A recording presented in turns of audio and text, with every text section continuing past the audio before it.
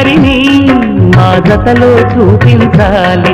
శ్రీకాంతుల కొలువంటే మా కాపురం అనిపించాలి. మా ముంగిలిలో పున్నమి పూల వెన్నెల విరియాలి.